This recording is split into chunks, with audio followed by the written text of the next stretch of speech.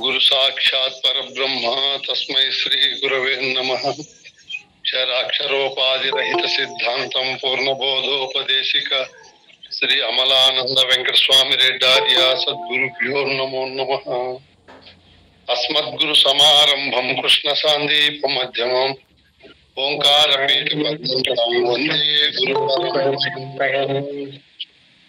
త్వయాత్మరహిత సిద్ధాంతం పరమ ప్రబోధక శ్రీ వివేకానంద సుబ్బయార్య సద్గురుభ్యో నమో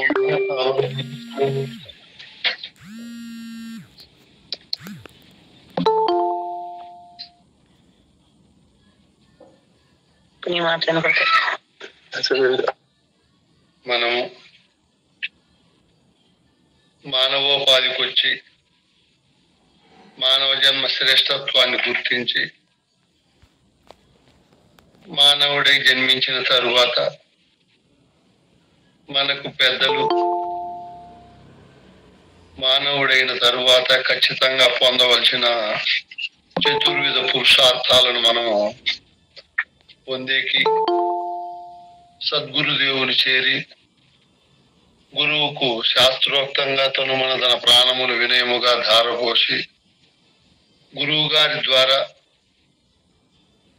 ద్వాదశాక్షరి అధిదేవుడైన పరిపూర్ణాన్ని దర్శించి షోడశాక్షరి అధిదేవుడైనటువంటి ఎరుకను గురించి బాగా తెలుసుకొని ఆ తరువాత పంచదశ ద్వారా ఎరుకను విడిచి గురువాజ్ఞ ప్రకారం జీవిస్తున్నాము. ఇంత చక్కనైనటువంటి మానవోపాధిని మనము వినియోగించుకుంటూ ముందుకు వెళ్తున్నాము. ఈ క్రమంలో మనం అందరము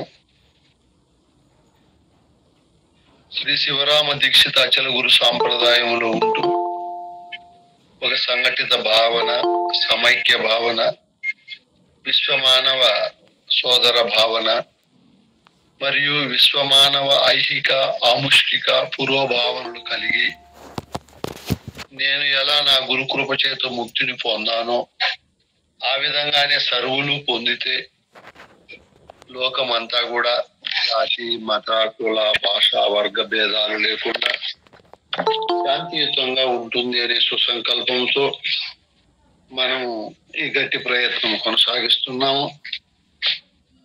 ఈ ప్రయత్నం ఫలీకృతమై మహా వృక్షంగా మారి అందరూ పరిపూర్ణ బోధన తెలుసుకోవాలనే సుసంకల్పంతో ఈ మహాయజ్ఞమును మనం నిర్వహిస్తున్నాము.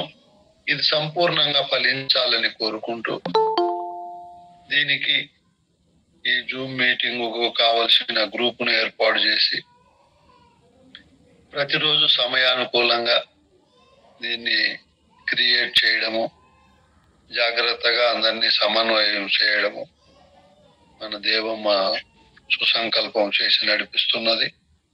ఆమె సుసంకల్పం ఫలించాలని కోరుకుంటూ ఆమెకు ఇహపరాల్లో సద్గురుదేవుడు కావలసినవన్నీ సమకూర్చాలని కూడా కోరుకుంటూ ఆశీర్వదిస్తూ మనమందరము శివరామ దీక్షిత అచల గురు సాంప్రదాయంలో ఉంటూ సాంప్రదాయ పెద్దలు మనకు ప్రబోధించినటువంటి ప్రబోధనలు వింటున్నాము. ఏ విధంగా అంటే ఆ విధంగా వింటే బాగుండదని ఒక పద్ధతిలో మనం వింటే ముందుకు పోతే బాగుంటుందని భావించి అంశాలుగా మనము పెట్టుకొని నేను చెప్పడము, మీరందరూ విని మళ్ళీ చెప్పడము, ఇది చాలా మంచి శుభ సూచకము. బోధాభివృద్ధికి, విషయ సంగ్రహానికి, విషయాన్ని సమకూర్చుకోవడానికి మంచి అవకాశము. ఇందులో మనం అనేక అంశాలను విచారించాం. ముందు మానవ జన్మ శ్రేష్టత్వము, ఈ సృష్టికి అంతా దేవుడు ఒక్కడే, ఆ దేవుడు గురుదేవుడని. మూడవది చతుర్విధ పురుషార్థాలు. నాలుగవది 24 మంది గురువులు.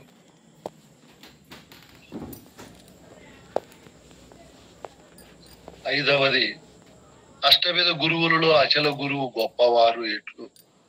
6వది అచల గురు లక్షణాలు. 7వది సశిష్య లక్షణాలు ఉండేది. 11 అచల బ్రహ్మములు ఎరుక బ్రహ్మము ఎలా ఏర్పడినది. 12 ఏమినైన సబ్జెక్టు గురువు అనగానేమి, గురు పదం అనగానేమి, గురు బోధ అనగానేమి, గురు పదములు అనగానేమి నాయన. గురువు అనగానేమి, గురు పదములు, గురు పదవి, గురు బోధ అనగానేమి, ఇదంతా విచారించాము. 13వది గురువు గారికి త్రివిధ భక్తి ఎలా చేయాలి. గురువు గారికి త్రివిధ పద్ధతుల్లో భక్తి ఎలా చేయాలి, ఇవన్నీ కూడా మనం చర్చించుకున్నాము. చాలా మంది బాగా విన్నారు, తిరిగి అద్భుతంగా చెప్పారు.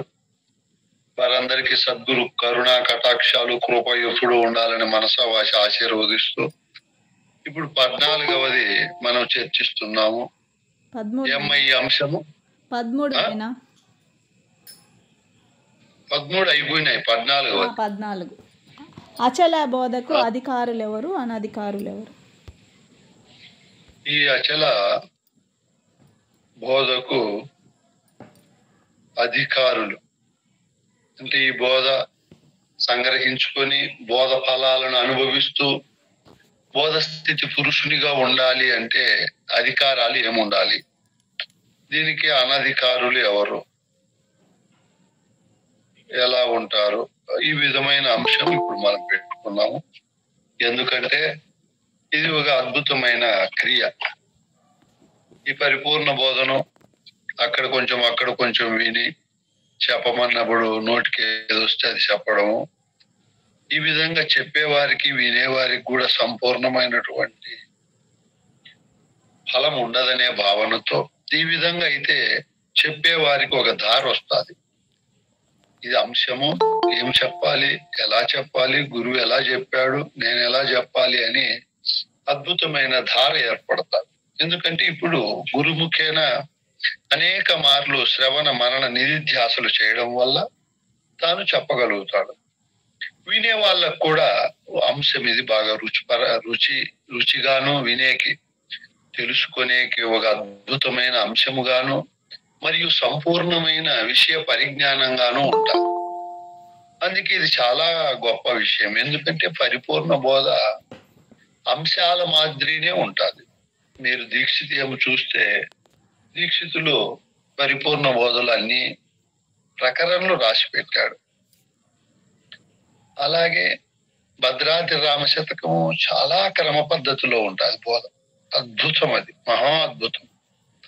ఏమీ తెలియని వారికి కూడా సృష్టికి పూర్వం ఏముంది, అందులో సృష్టి కారణ వస్తువు ఎలా ఏర్పడింది, తాను ఏర్పడిన తరువాత తనకు ఆవరణగా శరీరాలను ప్రపంచాన్ని ఏ విధంగా ఏర్పాటు చేసుకున్నది, అందులో ఉండి తిరిగి తన స్వరూపాన్ని తెలుసుకోవాలని కోరిక కలిగినప్పుడు ఆ కోరికను తీర్చేవారు గురుదేవుడని గురువు దగ్గరికి వెళ్ళినప్పుడు గురువు గారు ఒక అద్భుతమైన క్రమ పద్ధతిలో బోధిస్తాడు శిష్యుడు. అవన్నీ అంశాల మాదిరినే ఉన్నాయి. అక్కడ కూడా నేను బ్రహ్మమునని, నేను పరమాత్మనని, నాకు మినహా పరమాత్మ వస్తువు లేదని సంపూర్ణ దృఢమైన తరువాత పరమాత్మ స్థానంలో ఉన్నటువంటి ఆ పరమాత్మకే సందేహం వచ్చినప్పుడు పరిపూర్ణ బోధ చెప్పే గురువు దగ్గరికి వెళ్ళినప్పుడు పరిపూర్ణ బోధ చెప్పే గురువు కందార్థాల్లో మంచి అంశాలు చెప్పాడు. సభా విజ్ఞాపన, గురు శిష్య అన్యోన్య దర్శనము మరియు అచల లక్షణము, ఎరుక లక్షణము, ఎరుకోత్పత్తి లక్షణం, చూడు అన్ని లక్షణయుతమైన అంశాలు.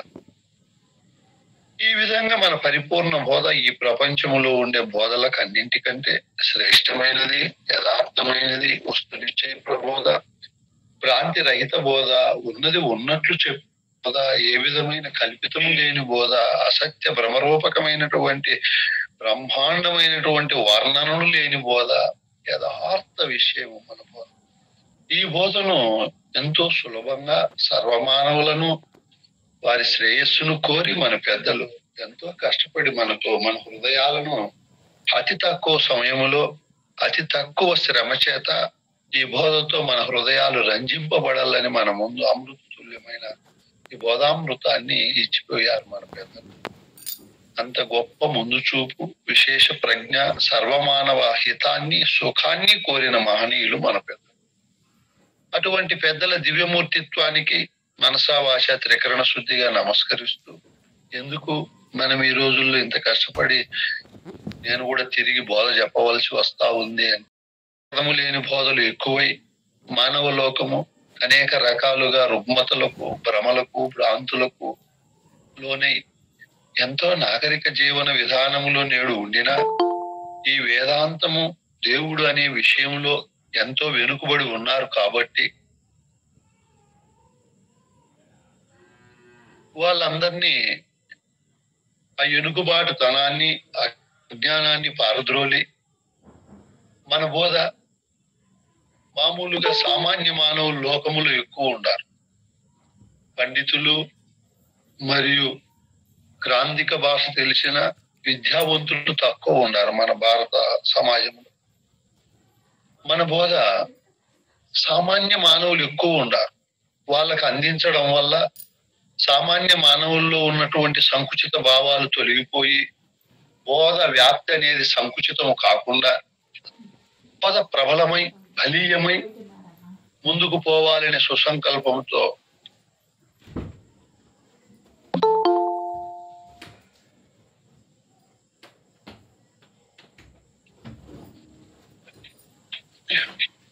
సంకుచితము కాకుండా సర్వమానవులకి అందాలనే సుసంకల్పంతో మనం అనేక పూజలు పెట్టడము, క్లాసులు పెట్టడము, ఎక్కువ రోజులు గురు పూజ కార్యక్రమాల్లో విశేషమైన బోధ అంశాలను చెప్పించడము, వినడము, చెప్పడము, మా శిష్యులను కూడా ప్రోత్సహించి మీరు పూజలు పెట్టండి అనడము, వాళ్ళు పెడతామంటే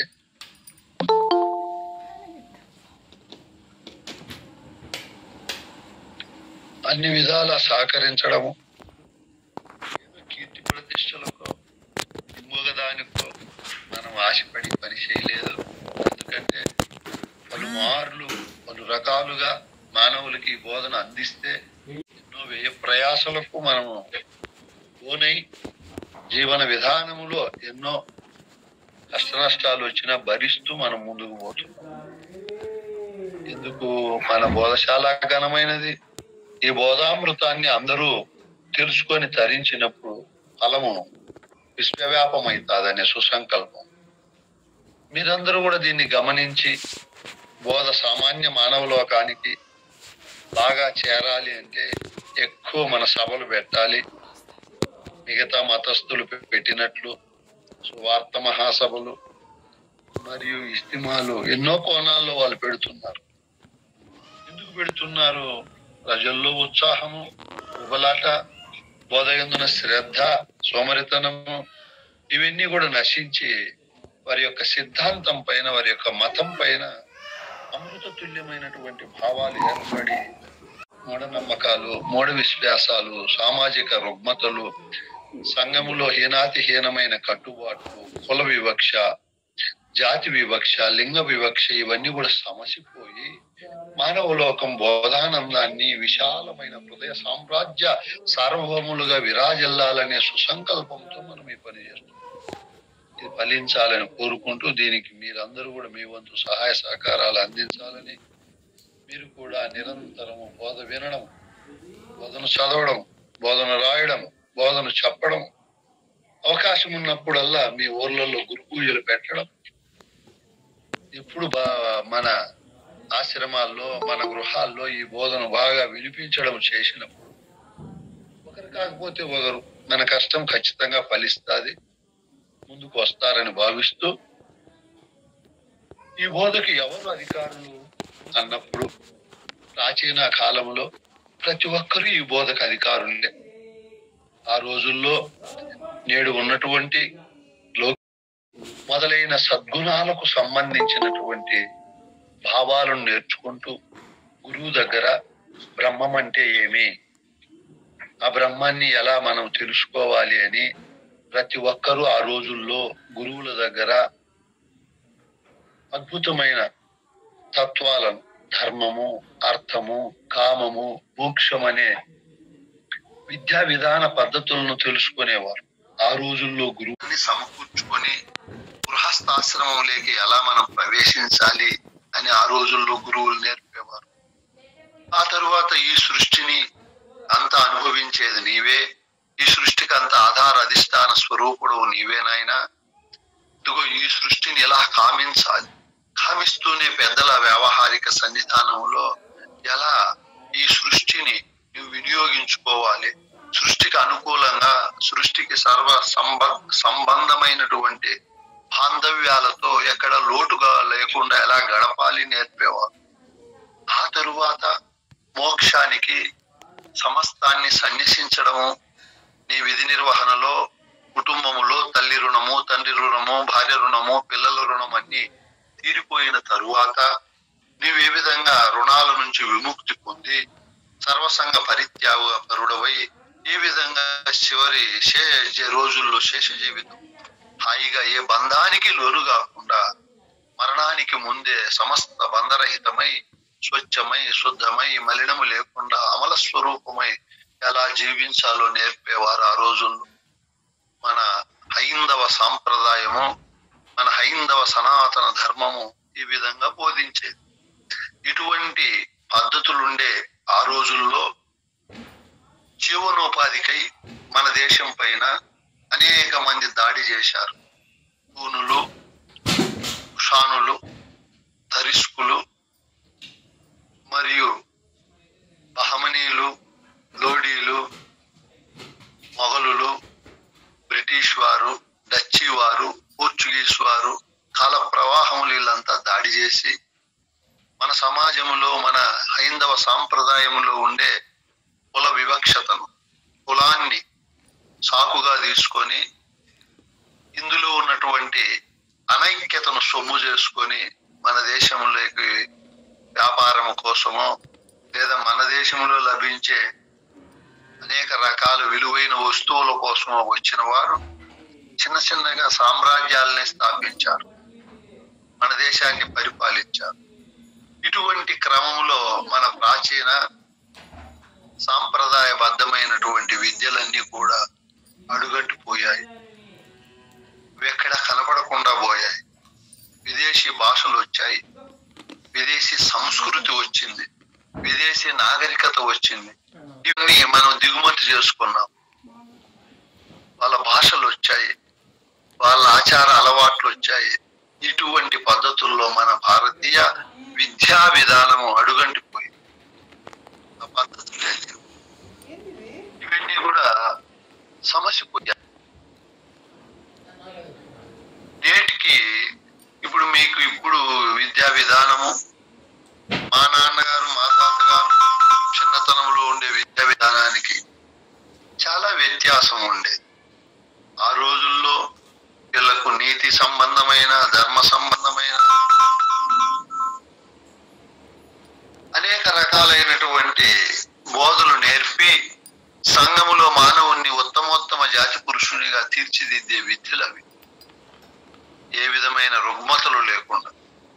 నేటి విద్యలన్నీ కూడా కోటి విద్యలు కూటి కొరకని వచ్చాయి. ఈ విద్యల్లో ఏ నైతిక, సాంఘిక సంబంధమైన గుణగణాలు లేవు.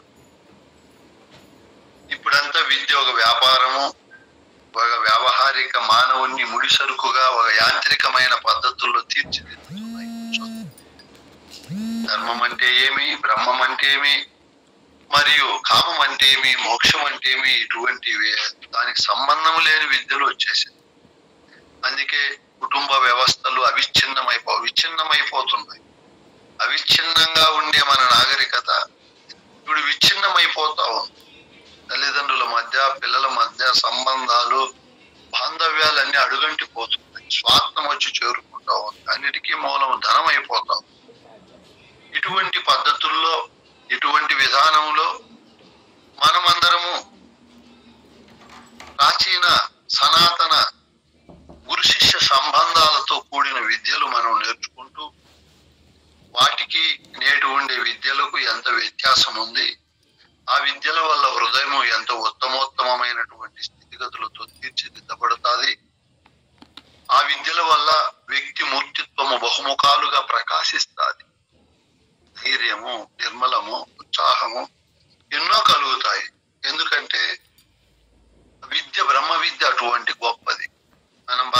ఆలోచన చేస్తే డాక్టర్లు మీరు వ్యాయామం చేయండి,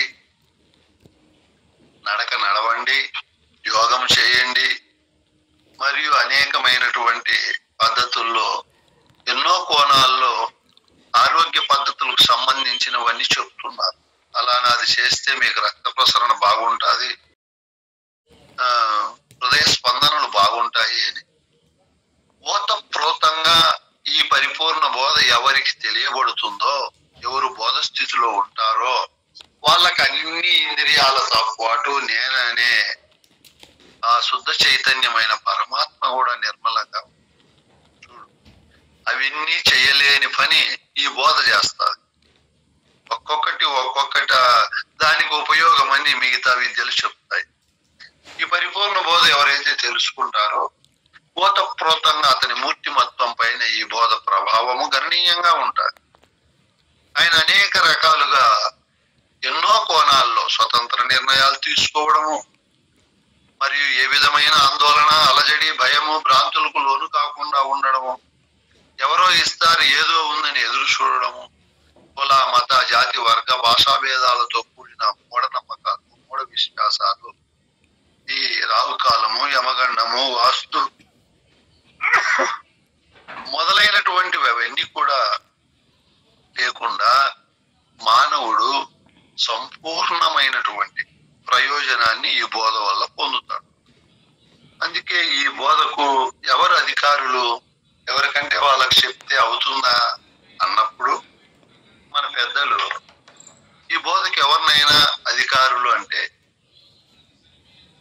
యథార్థము తెలుసుకోవాలి, ఉన్నది ఉన్నట్లు విచారించాలి, ఏ విధమైన భ్రమ భ్రాంతి లేకుండా తిరిగి నేను పుడతానని గాని మరణిస్తానని గాని ఏ భయాందోళనలు లేకుండా సుఖకరమైన, ప్రయోజనవంతమైన మరియు నిర్మలమైన, నిర్భయమైనటువంటి జీవన విధానాన్ని గడపాలి అని, ఆ గడపడానికి కావలసిన విద్యను తెలుసుకోవాలి అనే కోరిక కలిగిన వారు ఈ విద్యకు మొదట అర్హులు. దానికి భావత కృష్ణ ప్రభువులు చెప్తాడు, ఈ పరిపూర్ణ బోధను తెలుసుకోవాలి అని ఆయన లక్షణయుతుడై ఉండాలి, ఒప్పుల కుప్పై ఉండాలి. మొట్టమొదటి అన్ని లక్షణాలు బాగుండి అన్ని ఒప్పులు ఒక చోట కుప్పగా పోస్తే ఎట్లుంటుందో అట్లుండల్ల ఈ బోధ వినే మహనీయుడు. సామాన్యంగా కాదు, అన్ని ఒప్పులు ఎందుకు అందరూ చెప్పలేకుండా ఉండారు, మర్చిపోతున్నారు అంటే ఈ లక్షణాలు, ఈ ఒప్పులు బాగలేవు, లేకపోవడం వల్ల ఈ బోధను పట్టలేకపోతున్నా. మీకు ముందే నేను చెప్పాను, నాయన నాదస్వరం మనము వాయించినామనుకో, మూడు వాములు, పచ్చారు వాములు, తొండి పీకలు, రక్త పెంజిరి మరియు అనకొండ, అజగరము, కట్ల పులుగు, నల్ల కట్ల పాములు ఎన్నో ఉంటాయి. అవి పడగి ఇప్పి ఆడలేవు, ఈడుపోవలసిందే గాని అవి ఏ విధంగా కూడా పడగెత్తి ఆడలేవు. ఒక్క నాగసర్పమే ఆడగలుగుతారు. అట్లే ఈ పరిపూర్ణ బోధను విని తన తల యందు దీన్ని బాగా అర్థం చేసుకొని తలలో పెట్టి మరుపు లేకుండా నిరంతరము బోధామృతాన్ని తన శిరస్సులో బోధ సుఖాన్ని అనుభవించాలి అంటే ఈ పరిపూర్ణ బోధ అనే నాదస్వరానికి నాగుబాము వంటి వాళ్ళే అధికారం. పులిపాలు పట్టాలంటే ఏ పాత్రలో కూడా అవి నిల్వ ఉండవు, పాత్ర దెబ్బతింటాలి, బంగారు పాత్రే కావాలి. పరిపూర్ణ బోధ అనే ఈ బోధను మనం బాగా తెలుసుకొని తరించాలి అంటే పాత్ర శుద్ధి బాగుండాలి. ఏ మాలిన్యము మలినము లేకుండా నిర్మల హృదయము కలిగి నిరంతరము గురువాక్యాన్ని శ్రవణ చేస్తూ ఉన్నంతలో తృప్తి పడుతూ ఆరాటాలు పోరాటాలు లేకుండా అతి అద్భుతమైన ఓర్పు, అతి అద్భుతమైన ప్రశాంతత కలిగిన హృదయ సామ్రాజ్యము ఇన్ని ఓతప్రోతంగా కలిసి ఉండాలి. ఎందుకంటే ఈ నేను అనే అద్భుత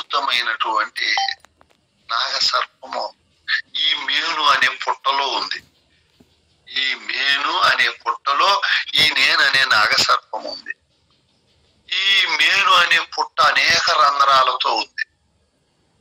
మనకు 2 చేతులు ఉన్నాయి, 2 రంధ్రాలనే మూసిపెట్టగలుగుతాం. అది ఏదో రంధ్రంలో బయటకు వస్తుంది.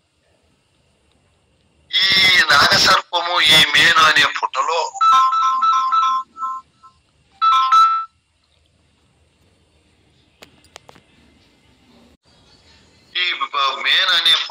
నేననే సర్పం ఉంది. దీన్ని బయటికి తీవాలని, దీన్ని సర్వనాశనం చేయాలంటే ఈ పరిపూర్ణ బోధ తప్ప వేరే బోధల ద్వారా దీన్ని బయటికి తీసి కొట్టలేము. ఈ పరిపూర్ణ బోధ ఒక నెమలి వంటిది. నెమలి మాత్రమే పుట్టలో ఉండే నాగబామును బయటికి తీసి చంపగలుగుతారు. దానికి ఆ నేర్పరితనము, ఆ పొడవైన మెడ, ఆ పాము ఏ విధంగా పుట్టలో ఉంటుందో దానికి స్వాభావికంగా తెలుసు. ఇట్లా ఈ మేననే పుట్టలో నేననే నాగసర్పము అనేక భ్రమల చేత, భ్రాంతుల చేత విరాజిల్లుతూ ఉంది.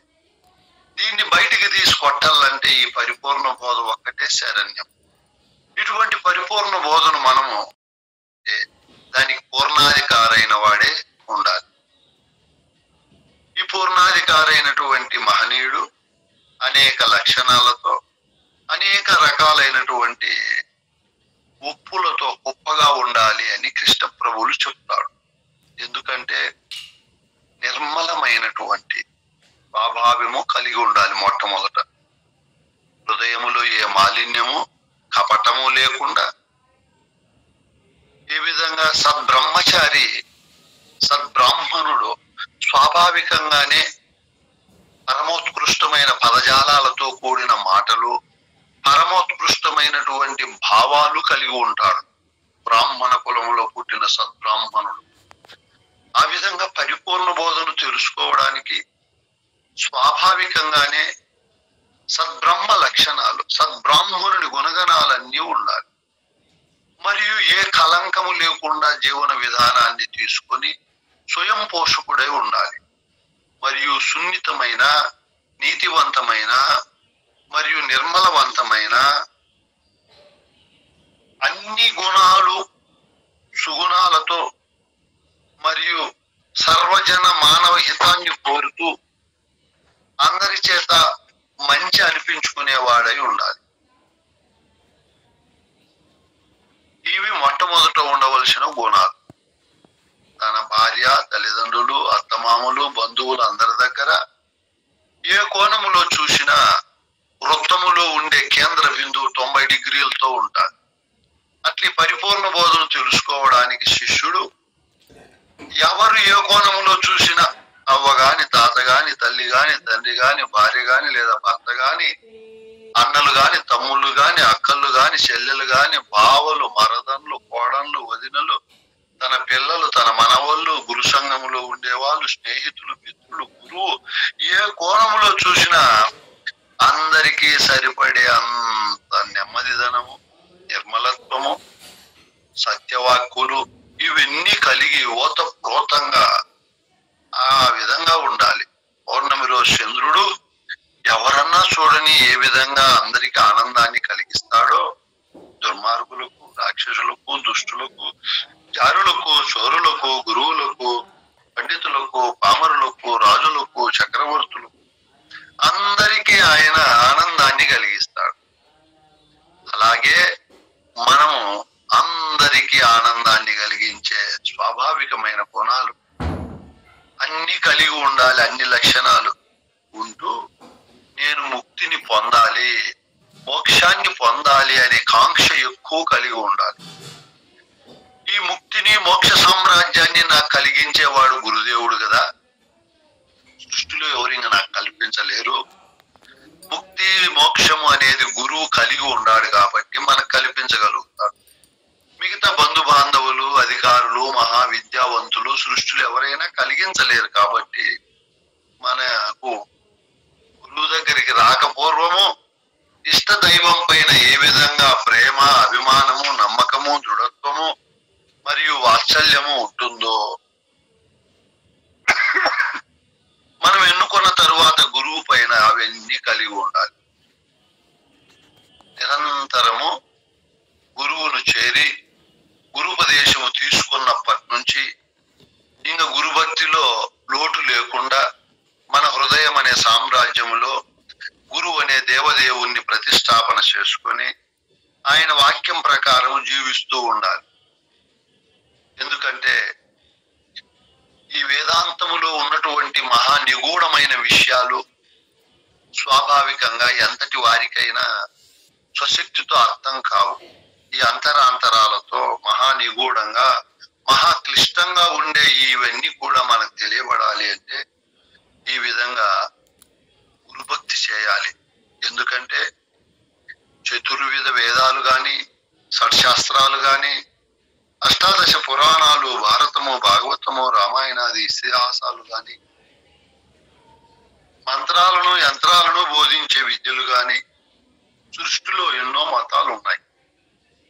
అందులో ఏ మతమైనా సరే ఒక్క మతం గాని మరియు మిగతా కొంతమంది గురువులు బోధించే సాంఖ్యతారక మమనస్క మహావాక్యాలు, అష్టాంగ యోగాలు, మంత్రలయ హఠ రాజయోగాలు, జపతపాలు, వ్రతాలు, తీర్థయాత్రలు, యాత్రలు, దాన ధర్మాలు, ఇలా ఎన్ని చేసినా చదివినా ఆచరించినా గురువును చేరి సాంప్రదాయ గురువుకు శాస్త్రోక్తంగా తను మన ధన ప్రాణములు ధారపోసి ఆ గురువు దగ్గర అస్తమస్తక సంయోగము ద్వారా దృగ్దీక్ష, స్పర్శ దీక్ష, వాగ్దీక్షలు పొందకపోతే అవన్నీ కూడా ప్రయోజనం లేని పనులే ముందుండేటివి.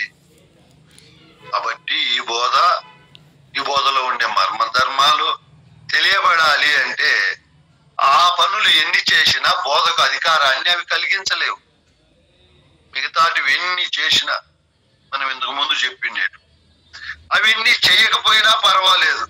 డైరెక్ట్ గా గురువు దగ్గరికి వచ్చి గురుసేవ చేసి గురువు చెప్పే మాటలను ప్రశాంతమైన మరియు నిష్కపటమైన శలనము లేని భావజాలముతో గురువాక్కులు ఎవరైతే వింటారో వాళ్ళకి ఈ ఫలితము చాలా ఘనంగా ఉంటుంది. జనన మరణం అనే ఘోర సంసార బాధ కూడా తొలగిపోతుంది. అందుకే నువ్వు ఎంత భక్తి ఉండినా, జ్ఞానం ఉండినా, వైరాగ్య తత్వముక్తులు కలిగి ఉండినా, జన్మ కర్మ అంటే జనన మరణం అనే ఘోర సంసార బాధ తొలగిపోవాలి అంటే అవన్నీ ఎన్ని ఉండినా ప్రయోజనం లేదు. ఖచ్చితంగా ఈ ముక్తి జనన మరణం అనే ఘోర సంసార బాధను పోగొట్టుకోవాలి అంటే ఖచ్చితంగా గురువు యొక్క దర్శన, స్పర్శన, సంభాషణలు కలగాలి. కాబట్టి ఈ పరిపూర్ణ బోధను మనము సమగ్రంగా తెలుసుకొని బోధాధికారులము కావాలి అంటే గురువునే ధ్యానించాలి, భజించాలి, స్మరించాలి, గురువుకే వందనాది క్రియలు చేయాలి.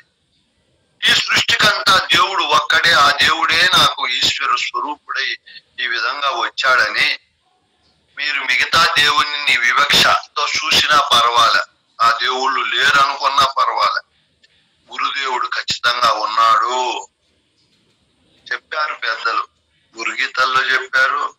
ఈ బోధకు అధికారి కావాలి అంటే గురువు ఉండే ఊరును కాశీ క్షేత్రంగా భావించాలి.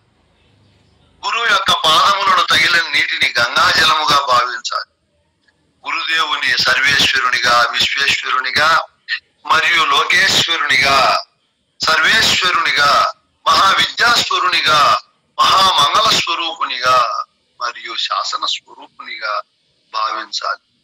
ఇట్లా ఎవరైతే భావిస్తారో అటువంటి శిష్యుడే ఈ పరిపూర్ణ బోధకు అధికారి. ఏ విధమైన ఇతర చింతలు లేకుండా నిరంతరము శ్రీ గురు పరమాత్మ చింతనే చేయాలి నిజమైన అధికారి. ఎందుకంటే గురు చింత ఎవరైతే చేస్తారో, గురువాక్యం ఎవరైతే స్మరిస్తారో ఆ సన్నిధానం లేకి అజ్ఞానము, అవివేకము, అభిమానము, అనురాగము, అవిద్య అనే జడత్వముతో కూడినటువంటి చీకటి రాదు అక్కడికి. ఆ చీకటిని పోగొట్టి తేజస్సును ఇచ్చేది సృష్టిలో ఎవరూ లేరు, ఒక్క గురుదేవుడు తప్ప.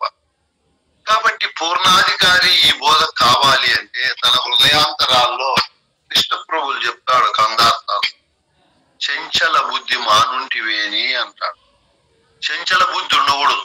ఇంకా అక్కడేముందో, ఆ గురువులు ఏం చెప్తారో, ఆ గురువులు మహత్తులు చూపుతున్నారంట, మహిమలు చూపుతున్నారంట అనేది లేకుండా అధికారైనటువంటి మహనీయుడు గురువు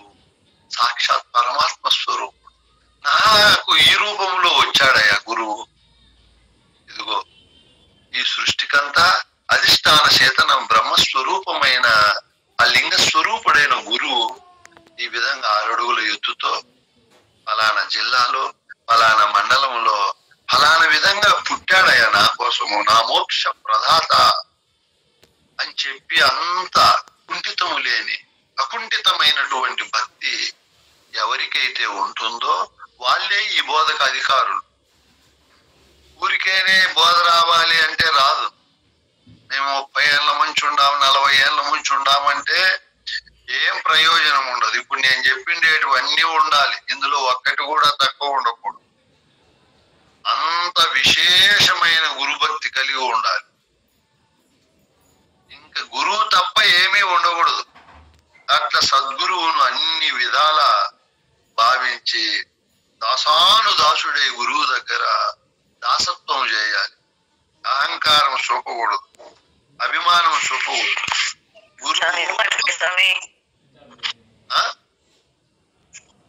నిరంతరము బ్రహ్మ విద్య పరిపాలకుడై దేశ పర్యటన చేస్తూ ఉంటాడు. తనకు కుటుంబానికి తనకు సంబంధించిన సుఖ సంతోషాలు కోరుకోడు మహనీయుడు. అటువంటి క్రమంలో గురుగీతలో చెప్పినట్లు గురువును నువ్వు ఎప్పుడూ స్మరిస్తూ ఉంటావు. నిన్ను గురువు స్మరిస్తూ నిన్ను మాటి మాటికి స్మరణ తెచ్చుకోవాలి అంటే గురువు గారికి సమస్త వస్తువులు నువ్వు ప్రదానం చేయాలి. ఎందుకంటే గురువు విద్యాస్వరూపుడై ఉంటాడు. వేరే చింత ఉండదు. వేరే ఆర్థిక సాంఘిక మరియు ప్రపంచ సంబంధమైన విషయాలతో మమేకమై ఉండడు. కాబట్టి గురువు ఏ విధమైన సుఖ సంతోషాలు కోరుకోడు. ఎలా ఉండినా గురువు అడ్జస్ట్ పోతుంటాడు. కాబట్టి ఈ బోధకు పూర్ణాధికారి అయిన శిష్యుడు ఇప్పుడు మామూలు భక్తులు నిలుపుదోపిడి ఇస్తారు. మిగతా దేవతలకు కొండీలలో వేలు వేసి వస్తూ ఉంటారు. వాళ్ళు ఏమి ఇస్తారో వీళ్ళు ఏమి తీసుకుంటారో, వీళ్ళు ఇచ్చేదేమో ఇస్తూ ఉంటారు భక్తులు. అట్లే గురువు గారికి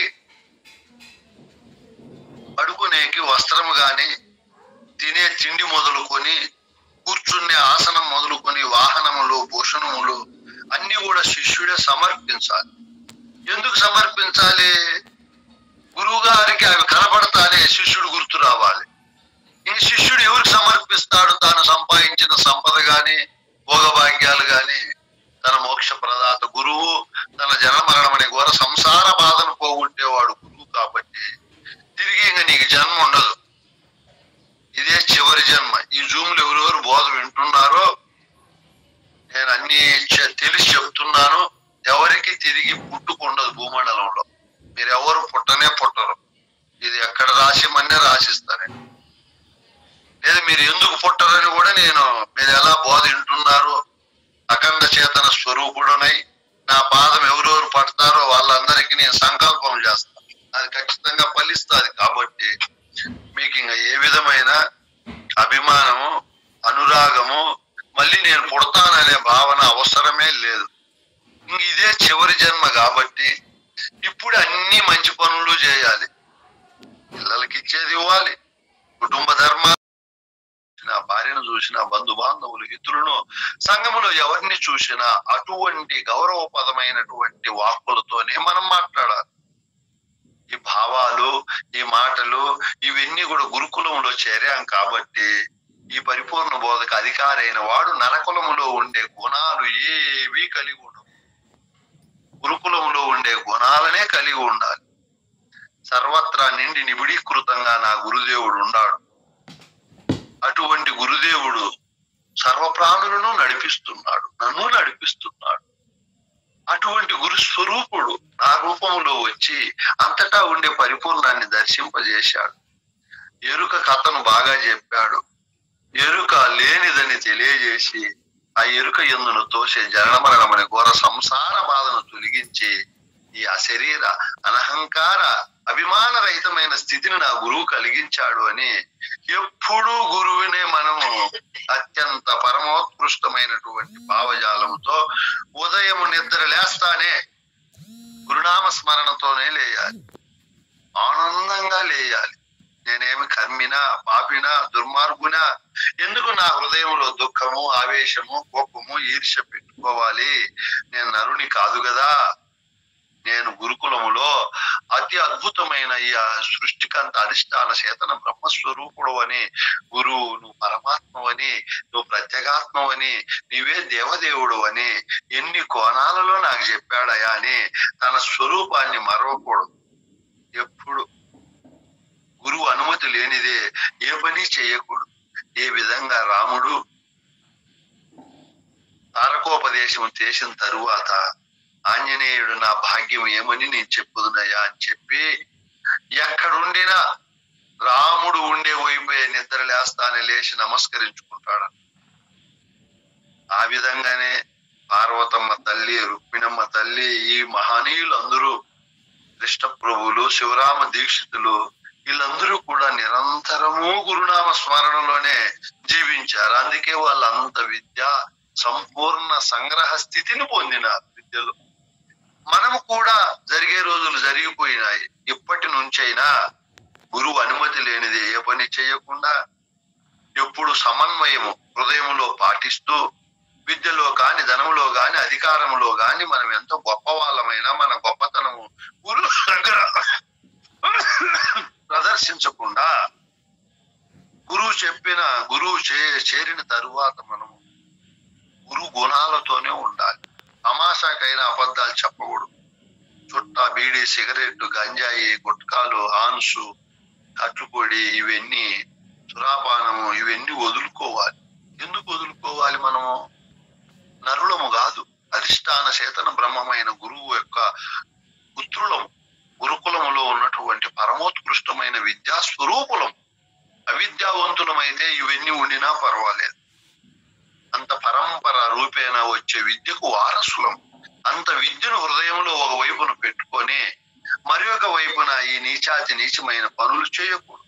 వ్యభిచారము, దొంగతనము, అన్యాయము, అధర్మము, హింస, మోసము, ద్వేషము వంటి ఈ నీచ గుణాలు గురుకులములో మనం ప్రవేశించిన తరువాత కలిగి ఉంటే ఈ పరిపూర్ణ బోధక అధికారులము ఎప్పటికీ కానే కాము.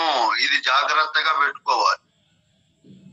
ఇప్పుడు అన్ని మనము కృష్ణ ప్రభువులు చెప్పాడు ఒక మంచి కందార్థంలో, బిడ్డ క్షితిలోన నరుడు పక్వాన్నత తిని వెలిగక్కి మరల నాకునే, యతి సంస్కృతి విడిచి తిరిగి పూనునే, వితరణ శాలిచ్చినట్టి విత్తం అడిగినే, సత్యవాది సత్యం అడిగినే.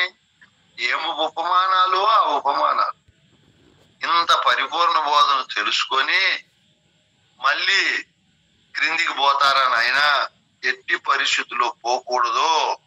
పోయినామనుకో పాపము పనులు ఎవరైతే చేస్తారో ఆ పనుల్లో ఉండే పాపము వలన పట్టి పీడిస్తారు.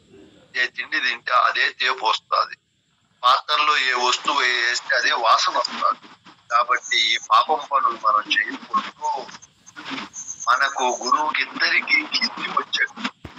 అధికారి అయిన వాడు ఇన్ని ఉండాలి. ఊరికేనే రాదు పరిపూర్ణ బోధ.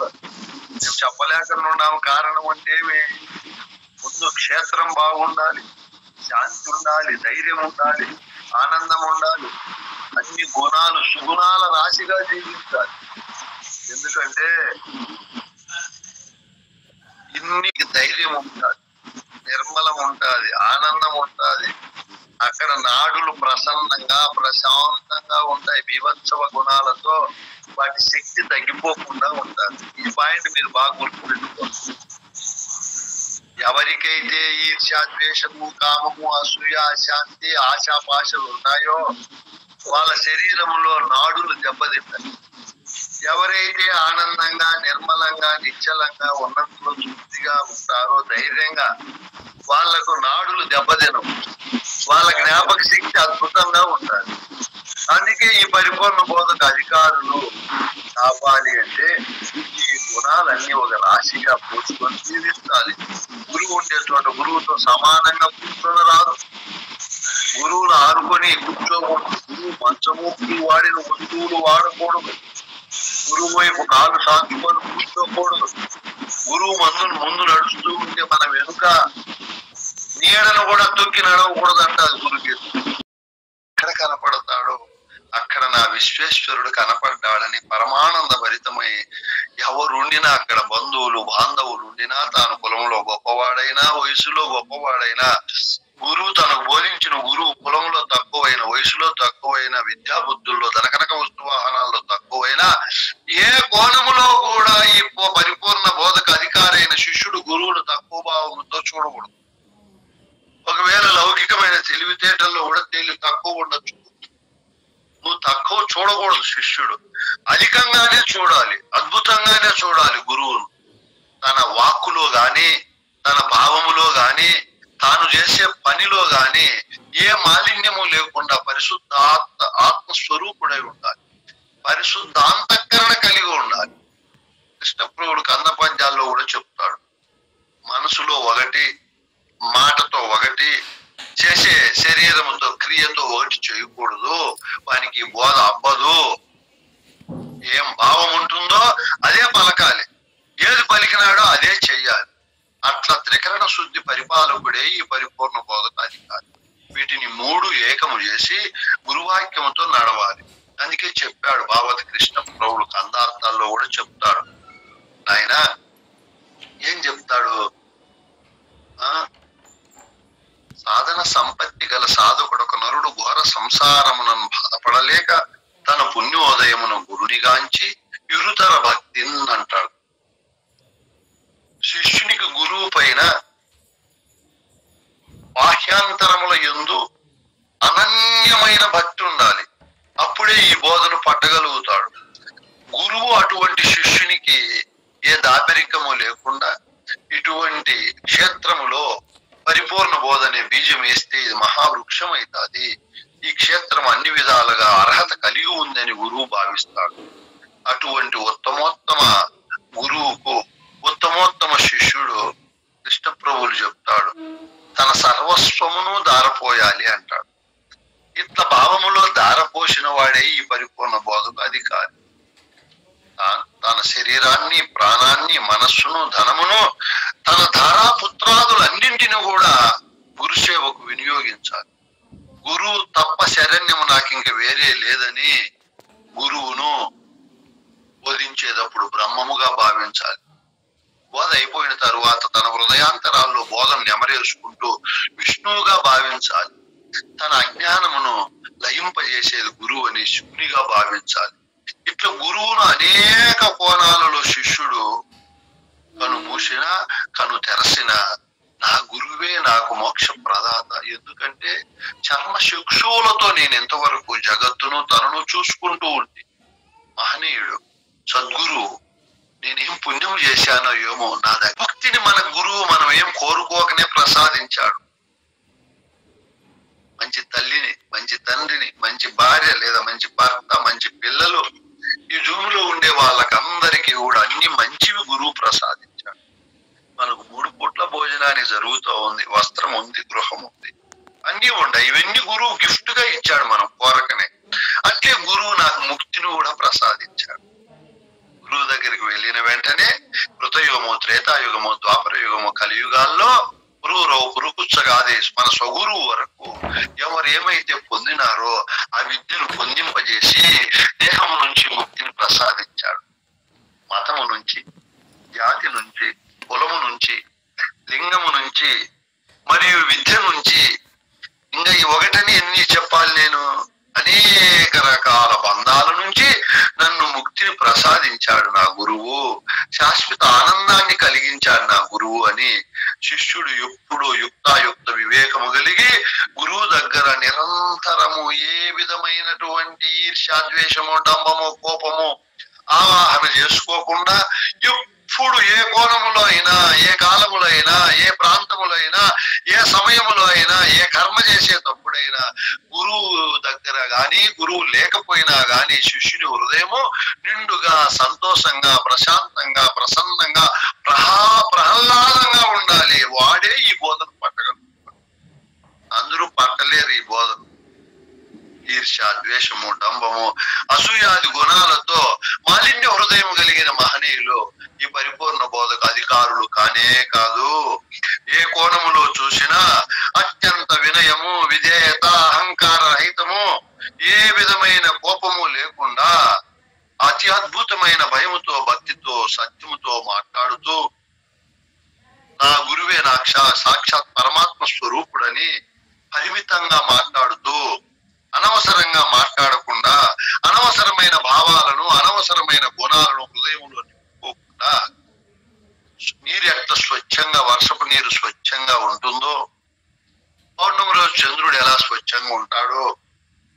పగలు సూర్యుడు ఏ విధంగా స్వచ్ఛంగా ఉంటాడో అట్లా మనం అప్పుడే పిండిన ఆవు పాలు ఎలా స్వచ్ఛంగా ఉంటాయో మాలిన్యం ఏమాత్రము లేకుండా పసిపిల్లవారి హృదయం ఏ విధంగా స్వచ్ఛంగా ఉంటుందో అట్లా పరిపూర్ణ బోధను తెలుసుకొని తరించాలి అనే శిష్యుని హృదయం చాలా స్వచ్ఛంగా ఉండాలి. అక్కడ అహంకారమే ఉండకూడదు.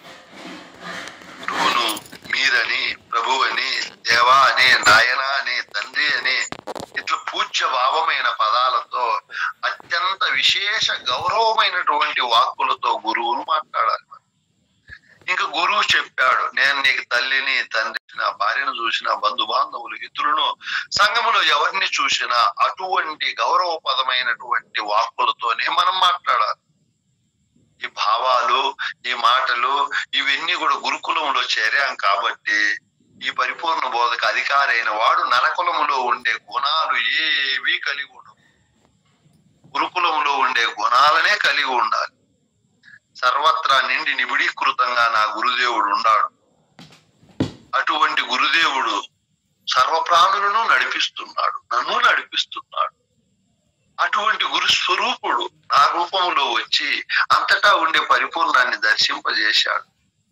ఎరుక కథను బాగా చెప్పాడు. ఎరుక లేనిదని తెలియజేసి ఆ ఎరుక యందును తోసే జనమరణమని ఘోర సంసార బాధను తొలగించి ఈ అశరీర అనహంకార అభిమాన రహితమైన స్థితిని నా గురువు కలిగించాడు అని ఎప్పుడూ గురువునే మనము అత్యంత పరమోత్కృష్టమైనటువంటి భావజాలంతో ఉదయము నిద్ర లేస్తానే గురునామ స్మరణతోనే లేయాలి, ఆనందంగా లేయాలి. నేనేమి కర్మినా, పాపినా, దుర్మార్గునా, ఎందుకు నా హృదయంలో దుఃఖము, ఆవేశము, కోపము, ఈర్ష్య పెట్టుకోవాలి? నేను నరుని కాదు కదా. నేను గురుకులములో అతి అద్భుతమైన ఈ సృష్టికంత అధిష్టాన చేతన బ్రహ్మస్వరూపుడు అని, గురువు నువ్వు పరమాత్మవని, నువ్వు ప్రత్యేగాత్మవని, నీవే దేవదేవుడు అని ఎన్ని కోణాలలో నాకు చెప్పాడయా అని తన స్వరూపాన్ని మరవకూడదు. ఎప్పుడు గురువు అనుమతి లేనిదే ఏ పని చేయకూడదు. ఏ విధంగా రాముడు తారకోపదేశం చేసిన తరువాత ఆంజనేయుడు నా భాగ్యం ఏమని నేను చెప్పుదునయ్యా అని చెప్పి ఎక్కడుండినా రాముడు ఉండే వైపే నిద్ర లేస్తానే లేచి నమస్కరించుకుంటాడు. ఆ విధంగానే పార్వతమ్మ తల్లి, రుక్మిణమ్మ తల్లి, ఈ మహనీయులు అందరూ, కృష్ణ ప్రభువులు, శివరామ దీక్షితులు, వీళ్ళందరూ కూడా నిరంతరము గురునామ స్మరణలోనే జీవించారు. అందుకే వాళ్ళంత విద్య సంపూర్ణ సంగ్రహ స్థితిని పొందిన విద్యలు. మనము కూడా జరిగే రోజులు జరిగిపోయినాయి. ఇప్పటి నుంచైనా గురువు అనుమతి లేనిది ఏ పని చేయకుండా ఎప్పుడు సమన్వయము హృదయంలో పాటిస్తూ విద్యలో కాని, ధనములో గాని, అధికారములో గాని మనం ఎంతో గొప్ప వాళ్ళమైనా మన గొప్పతనము గురువు దగ్గర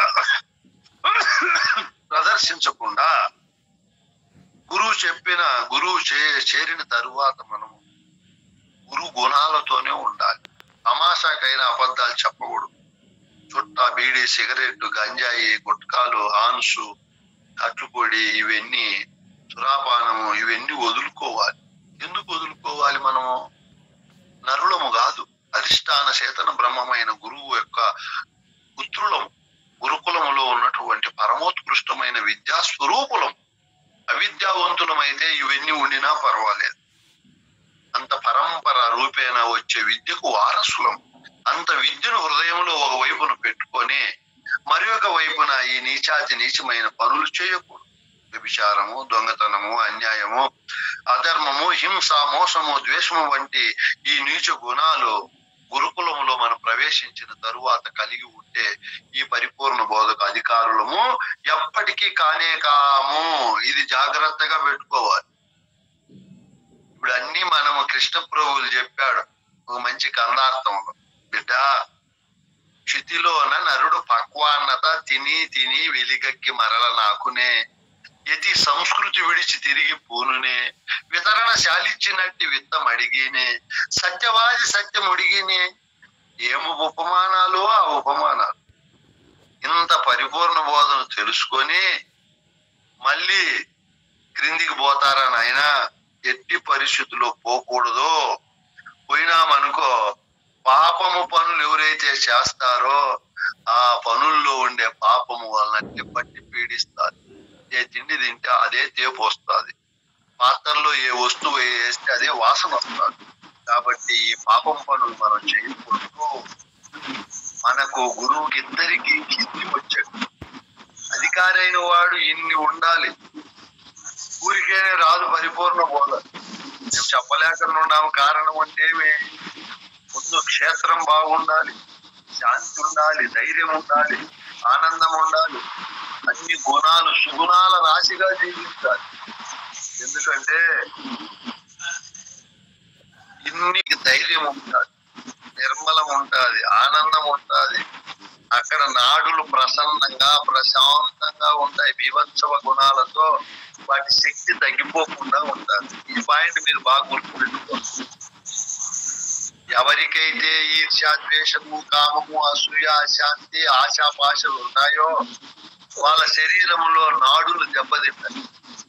ఎవరైతే ఆనందంగా, నిర్మలంగా, నిశ్చలంగా, ఉన్నంతలో తృప్తిగా ఉంటారో, ధైర్యంగా, వాళ్లకు నాడులు దెబ్బతినవు. వాళ్ళ జ్ఞాపక శక్తి అద్భుతంగా ఉంటుంది.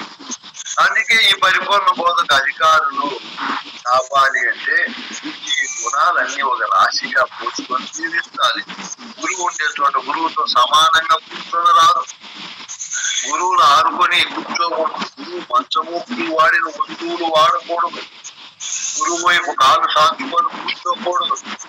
గురువు ముందు నడుస్తూ ఉంటే మన వెనుక నీడను కూడా తొక్కి నడవకూడదు అంటారు గురుకి. గురువు దగ్గర నవ్వకూడదు. గురువు దగ్గర సెల్ ఫోన్ వాడడము, టీవీ చూడడము, గురువు ఉన్నప్పుడు పరధ్యానంగా ఉండడము, మాట్లాడడము, అతిగా లేచిపోవడము, గురువు భోంచేయకనే భోంచేయడము, ఇవన్నీ చేసినామనుకో ఈ తిక్క పనులు బోధ పట్టదు. మనకు భయం లేనప్పుడు బోధ ఎట్లా పడుతుంది? గురువు ఉన్నప్పుడు గురు సన్నిధానంలో బోధ వినాలి, భయభక్తులతో ఉండాలి. తెలుగుని ఏదో మాట మాట్లాడే అదే కన్నులతో మాట్లాడకూడదు. కన్నులుగా ఈ ధర్మాలన్నీ పాటిస్తేనే ఈ బోధకు అధికారులు అవుతారని గురుగీత చెప్తూ ఉంది. ఇవన్నీ గురు ధర్మాలు. ఈ ధర్మాలు పాటించలేదనుకో బోధ మనకు లభించదు. ఎలా ఉండాలి? ఎంతో వినయముతో, విధేయతతో, యజమాని దగ్గర దాసుడు ఉన్నప్పుడే వాళ్ళ కర్మ వ్యవహారం జరుగుతుంది. యజమాని దగ్గర పనిచేసే దాసుడు సమానంగా ఉంటే కుదరదు. ఈ దాసుడు కులంలో గాని యవనంలో గాని గొప్పవాడైనా, తన యజమాని కులంలో ధనంలో తక్కువవాడైనా అక్కడ ఆ ధర్మాలు పాటించాల్సిందే. కాబట్టి మనము రాత్రి బౌళ్ళు గురువును కనిపెట్టుకొని, గురువు ఏది చెప్పినా మన మంచికే ఉంటుంది. ఇప్పుడు నేను చెప్పేటివన్నీ మన మంచికే. ఎవరు ఇవన్నీ పాటిస్తారో వాళ్ళు గొప్పగా తీర్చిదిద్దబడతారు. గురువు దగ్గర మారు మాట్లాడకుండా పని చేయాలి, ఎదురు చెప్పరాదు. గురువాక్కులు, గురువు చెప్పే బోధ అమృత తుల్యమైనవి. పరంపరగా ఎంతో వేల మంది, లక్షల మంది అంది పొందిన మాటలు కాబట్టి ఆ మాటలు చాలా విలువతో, సత్యముతో ప్రకాశిస్తాయి. కాబట్టి ఆ మాటలను మనం బాగా వినాలి. ఇప్పుడన్నా మనకు సెల్ ఫోన్లు ఉన్నాయి, మళ్ళీ మళ్ళీ వినొచ్చు, పుస్తకాలు ఉన్నాయి, రికార్డింగ్ సౌకర్యాలు అన్నీ ఉన్నాయి. తొలి రోజుల్లో శంకరాచార్యులు బోధ చెప్పేటప్పుడు కోటకాచార్యులు ఆయన చెప్పేది విని తిరిగి చెప్పేవాళ్ళు. చూడు ఎంత గొప్ప ఏకాగ్రత, ఎంత గొప్ప శక్తివంతులో వాళ్ళు చూడండి. కావాలి అంతకు ముందు ఉన్నటువంటి ఇంకా మహనీయులు, నారదాది ఋషులు, మరియు ముందున్నటువంటి వ్యాసుడు, ఇంకా ఆ కవులందరూ కూడా, ఆ మహనీయులందరూ కూడా ఈ మాటలు అప్పుడు పుస్తకాలు, రాత, ప్రింటింగ్ మిషన్లు లేవు. గురువులు చెప్తే వెంటబడి నేర్చుకునే మహనీయులు. అంత గురుభక్తి విశేషమైనటువంటిది ఉండేవారు. శ్రీ వివేకానంద స్వామి, శ్రీరాముడు, శ్రీకృష్ణాది దేవతలు, ఆంజనేయుడు, అర్జునుడు, రుక్మిణి, పార్వతి మొదలైన శిష్యులు, మన పెద్దలు శివరామ దీక్షితులు, పరశురామ నరసింహదాసు, భాగవత కృష్ణ ప్రభువులు, మా గురువు మా నాయన అయినా సుబ్బరాయణ నాయన గారైనా 2వ తరగతి చదివారు. వాళ్ళు ఎంత గురుభక్తి, ఎంత ఏకాగ్రత, ఎంత అన్ని పుస్తకాలు కంఠస్థం. సుబ్బరాయుడు స్వామి, భద్రాజ రామశతకం, కందార్థాలు, కందపద్యాలు అన్ని కంఠస్థమే, నోటికి చెప్తాను. మా నాన్న భాగవతము, భారతము, నలచరిత్ర ఇవన్నీ నోటికి చెప్పేవాళ్ళు. పెద్ద చదువులు కాదు. ఎందుకంటే వాళ్ళు ఎందుకు మనం ఉపమానంగా చెప్తున్నాము? వాళ్ళు గురువును అంత గొప్ప భక్తి చేశారు, గురు కృపకు పాత్రులు అయ్యారు. కాబట్టి మనము గురువుకు ఆ విధమైన సేవ చేయాలి, ఆ విధమైన భావజాలంతో గురు సన్నిధానంలో ఉండాలి.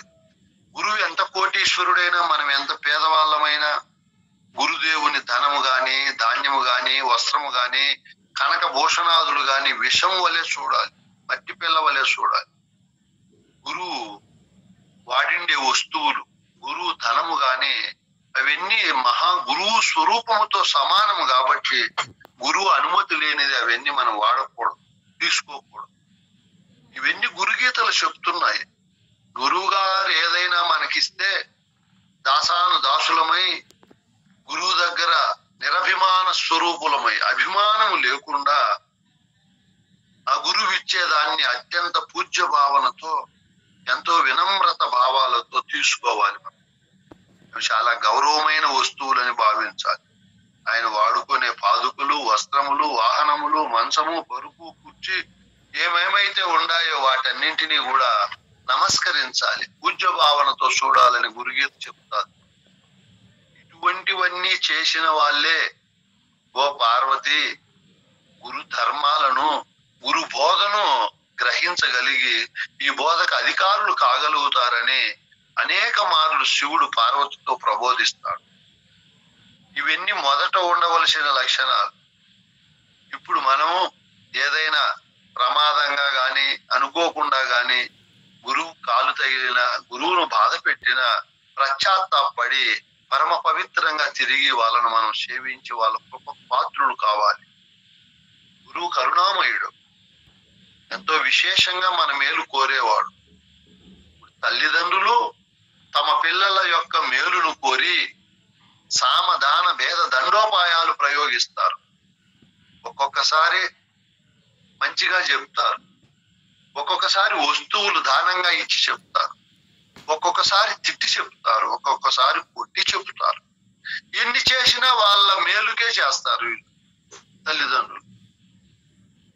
అట్లే శిష్యుడైన వాడు గురువు ఏది చేసినా నా మేలుకేననే భావనతో ఉండేది శిష్యునికి ఉండే అధికారాల్లో అది ఒక్కటి. కృష్ణప్రభులే చెప్తాడు, కొట్టితి, తిట్టితి, వెడలను కొట్టితి, మొట్టితి, నీ మనవి శవినం పెట్టక పెడచెవు పెట్టితి, ఎన్నో కోణాల్లో చెప్తాడు. ఎన్ని చేసినా గురువు నా మోక్ష ప్రదాత, నా మేలుకే చేస్తాడు. ఒకవేళ కొట్టిండినా నిష్కారణంగా, తిట్టిండినా, ఏం చేసినా నా మేలుకేననే భావనతో మనం గురు సన్నిధానంలో అంత ఓర్పుతో, నేర్పుతో ఉండాలి. గురువు దగ్గర అతిగా కూడా మనం ప్రదర్శించకూడదు. నగలతో, పట్టు పీతాంబరాలతో, గురువు కంటే ఎక్కువ విభూది పూసుకోవడము, ధారణలో మరియు అధికమైనటువంటివన్నీ తులసి, రుద్రాక్ష. గురువు దగ్గర మనము చెప్పారు గురుగీతల్లో ఎన్నో కోణాల్లో. శిష్యుడైన, అధికారి అయిన శిష్యుడు గురువు దగ్గర వాహనం, గురు సన్నిధానం లేక వాహనంలో దూరంగా వాహనం నిలబెట్టిపోవాలి. గురువు దగ్గర గుర్రములు, ఏనుగులు, రథముల్లో పోకూడదని గురుగీతల్లో చెప్పారు. మనకేముంది, గురువు అంత దూరంలో ఉండినట్లే మన కారు ఉండినా, ఇంకొక వాహనం ఉండినా వాటిని దూరంగా పెట్టి గురువు దగ్గరికి ఎందుకు ఇవన్నీ మనం పాటించాలి? గురువు హృదయంలో మనకు మంచి స్థానం ఏర్పడేకి ఎంత వినయము, ఎంత విధేయత, ఎన్ని సద్గుణాలతో ఉన్నాడని మన పైన మంచి అభిప్రాయం కలిగినప్పుడే తన దగ్గర ఉన్నటువంటి అమృత తుల్యమైనటువంటి బోధ మర్మధర్మాలు అన్ని మనకు చెప్తాడు, లేకపోతే చెప్పడు. ఇవన్నీ నేను ఎందుకు చెప్తున్నాను మీకు? ఈ అధికారాలన్నీ మనకు ఉండినప్పుడు గురువు కరుణ, గురువు యొక్క వాత్సల్యము, ప్రేమ, అభిమానము మన పైన అమృత తుల్యంగా పడతాయి. చెప్పాడు. కృష్ణ ప్రభువును కూడా వాడతాడు. కరుణామృత దృష్టి అంటాడు. మీరు బాగా ఆలోచన చేయండి. మీ పైన మీ గురువుల కరుణామృత దృష్టి ప్రసరింపబడతా ఉందా లేదా? త్రికరణ శుద్ధిగా నా గురువు నన్ను ప్రేమిస్తున్నాడా లేదా? త్రికరణ శుద్ధిగా నా గురువు నన్ను ప్రేమించేటట్లు నేను వ్యవహరిస్తున్నానా లేదా? ఇవన్నీ ఒక్కసారి మనం ఆలోచన చేస్తే మనకు మన విషయం తెలియబడతాది. గురువు యొక్క కరుణామృత దృష్టి మన పైన పడాలి అంటే ఇదిగో ఇంతకు ముందు చెప్పినవన్నీ మన దగ్గర ఉండాలి. ఈ పటోటోపాలు చూపకూడదు. గురువు దగ్గర నిరాడంబరంగా, నిర్మలంగా, రాగద్వేషాలు లేకుండా, అసూయాది గుణాలు లేకుండా ఎవరైనా గురునింద చేస్తే వాడిని చేయనీయకూడదు. మనం చాలా మంది సపోర్ట్ పడతాం. మీరు చెప్పేది కరెక్టే, మా గురువుకి అవన్నీ ఉన్నాయి, ఎట్లా కనుక్కున్నావు నువ్వు, బలిబాగ్ కనుక్కున్నావని వానితో మనం కూడా రాగం తీసి వాని పాటకు మనం తాళాలేస్తాం. అది మంచి పద్ధతి కాదు. గురువుని ఎప్పుడు ఎవరు నిందించినా వినకూడదు. అట్లా నిందలు చేసే వాళ్ళ దగ్గరే ఉండకూడదు. గురుగీతలు ఇంకో మాట చెప్తాడు, గురువు నింద చేసే వాళ్ళ నాలుగును కోసేయమంటాడు సమర్థుడైతే. ఇప్పుడు చట్టాలు వేరు, అప్పుడు కథ వేరు. ఇప్పుడు నాలుగులు కోస్తే కేసులు అవన్నీ అవుతాయి. మనం అక్కడ ఉండకూడదు, మంచిగా చెప్పాలి. అక్కడి నుంచి మనమే తొలగిపోతే పోయా. ఈ విధంగా మనము గురువు నింద వినకూడదు, గురువు నింద చేయకూడదు. గురువును ఇన్ని రకాలుగా మనము దేవదేవునిగా భావించాలి. అట్లా గురుభక్తి ఎవరికైతే చేస్తామో, గురువు ఇచ్చే వస్తువులు, అది నీరు గాని, ఆహారం గాని, ఫలము గాని, ఇది ఒక అద్భుతమైన ప్రసాదం అని మనము దేవాలయాల్లో ప్రసాదం ఇస్తే ఎట్లా తింటామో దానికంటే 1,000,000 రెట్లు అధిక భక్తి విశ్వాసంతో తినాలి వాటిని. ఎందుకంటే గురువు సాక్షాత్ పరమాత్మ స్వరూపుడు, దేవదేవుడు, నిర్మలుడు, నిరహంకారుడు. ఇంక ఎన్ని చెప్పుదు నువ్వు గురువుని గురించి. మనము మీకు చాలా మార్లు చెప్పాను, అన్ని గుణాలతో ఈ సృష్టిలో గురువు అంటే పెద్దవాడు అని అర్థం. ఇంకా అన్నిట్లో ఆయన పెద్దే. ఒకట్లోనే కాదు, నువ్వే కోణంలోనూ చూసుకో, పెద్దగా ఉంటాడు ఆయన. బోధ చెప్పే దాంట్లో, ఆచరించే దాంట్లో, త్యాగములో, కరుణలో, ప్రేమలో, ఇంకా ఎన్ని ఉన్నాయో, శాంతము, ఇంకా అహింస, ప్రేమ, సరళత్వము, ఏమేమి ఉన్నాయో అన్నిట్లో నా గురువే పెద్దవాడు. అంత పెద్దవాడిని మనం పెద్దగానే భావించాలి, అల్పంగా భావించకూడదు. ఈ విధంగా ఎవరైతే చేస్తారో వాళ్ళు ఈ గురుబోధకు అధికారులు. మనం ఎందుకంటే గురువు విద్యాస్వరూపుడు, ఆయన మితంగా మాట్లాడతాడు. ఆయన సమయం చాలా విలువైనటువంటిది. అటువంటి గురు సన్నిధానంలో మనం అతిగా మాట్లాడకూడదు. ఆయన కాలమును వృధాగా పోగొట్టకూడదు. వాళ్ళ విషయాలు, వీళ్ళ విషయాలు చెప్పడము, తన కథలు అయితే గంటలు గంటలు చెప్పడం, ఇవన్నీ చేయకూడదు గురు సన్నిధానము. గురువు సమయం విలువైనది. గురువు ఎప్పుడు బ్రహ్మానంద సుఖాన్ని అనుభవిస్తూ అశరీరుడై అనహంకారుడై ఉంటాడు మహనీయుడు. అటువంటి గురువు దగ్గర మనం లేనిపోనివి కల్పించుకొని ఏ వస్తాయి మాట్లాడి మనను మన గురువుని ఇద్దరిని కూడా మాయామోహిత ప్రపంచంలోకి తిరిగిపోయేటట్లు మనం చేయకూడదు. గురువు కరుణామయుడు. చెప్పాడు కృష్ణ ప్రభువులు, తన శిష్యుల్లో ఏం చెడ్డ గుణాలు ఉండినా, ఎంత చెడ్డవాడైనా గురుడు క్షమిస్తాడు, గురుడు కరుణిస్తాడు, తిరిగి తన వద్దకు చేర్చుకుంటాడు. నా శిష్యులు కూడా కొంతమంది అనుకుంటా ఉంటారు, వాళ్ళు ఇటువంటి వారు అటువంటి వారు, అయినా బ్రహ్మస్వామి మళ్ళా వాళ్ళని కలుపుకుంటాడు అని. నా బిడ్డలు, వాళ్ళు గురువుకు అంత విశాలమైన భావన ఉంటుంది. అట్లా కలుపుకున్నంత మాత్రాన శిష్యులు ముందు తప్పులు మళ్ళీ చేయకూడదు. గురువు దగ్గర స్వతంత్రించి మాట్లాడకూడదు. బహు మాటలతో కాలాన్ని వృధా చేయకూడదు. గురువు యొక్క ఆశయము చాలా గొప్పది, అనంతమైనటువంటిది, అవిభాజ్యమైనటువంటిది, లోక హితాన్ని కోరి ఉంటుంది. కాబట్టి మన గురువు అవకాశం ఇస్తే దాన్ని సద్వినియోగం చేసుకోవాలి. గురువుకు సలహాలు ఇవ్వకూడదు. మనం గురువు దగ్గర స్వతంత్ర రాముని దగ్గర ఆంజనేయ స్వామి, పరమేశ్వరుని దగ్గర పార్వతీదేవి, కృష్ణుని దగ్గర రుక్మిణీ మాత, శివరామ దీక్షితుల దగ్గర కంబాలూరు అపబ్రహ్మము. మీరు విన్నారు కందార్థాలు. భావత కృష్ణ ప్రభువులు వాళ్ళ గురువును మాటి మాటికి అత్యంతమైన ఉన్నత స్థానములో స్మరిస్తూనే ఉంటాడు. నా గురువే నాకు విశ్వేశ్వరుడు, సర్వేశ్వరుడు, సదసద్రహితమైనటువంటి బోధలు చెప్పిన సాక్షాత్ పరమాత్మ స్వరూపుడు అని గురువును తండ్రిగా, దేవదేవునిగా, జగద్గురు స్వరూపునిగా, తన సర్వరక్ష భక్షకునిగా, తన యొక్క పైన వాత్సల్యం చూపే దయానిధిగా ఇట్లా గురువు ఎన్నో కోణాలలో గురువును భక్తి చేశారు. మనము కూడా ఆ వారసులము కాబట్టి అన్ని కోణాలలో గురువును చేసినప్పుడు, స్మరించినప్పుడు మనలో ఉండే అంధకారము, ఆవేశము, అహంకారము, అభిమానము తొలగిపోతాయి. ఇవన్నీ తొలిగేకి ఇన్ని కోణాల్లో గురువును మనము సేవించాలి, భక్తి చేయాలి. ఈ విధంగా చేస్తూ శిష్యుడు గురువు దగ్గర ఈ విద్యను సంగ్రహించడానికి అధికారైన శిష్యుడు 3 న్యాయాలు కూడా పాటించాలి. ఆ న్యాయాలను రేపు చెప్పుకుందాం నాయన, చాలా సమయం అయింది.